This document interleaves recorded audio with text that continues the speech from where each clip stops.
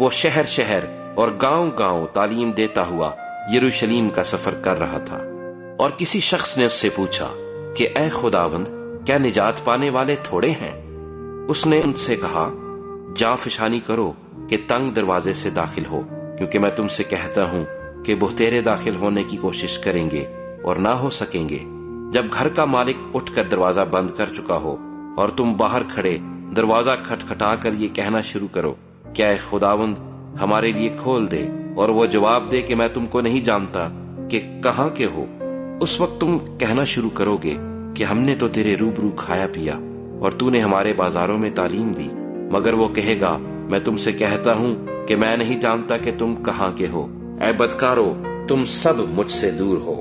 وہاں رونا اور دانت پیسنا ہوگا جب تم ابراہیم اور اسحاق اور یعقوب اور سب نبیوں کو خدا کی بادشاہی میں شامل اور اپنے آپ کو باہر نکالا ہوا دیکھو گے، اور پورب پچھم اتر دکن سے لوگ آ کر خدا کی بادشاہی کی ضیافت میں شریک ہوں گے۔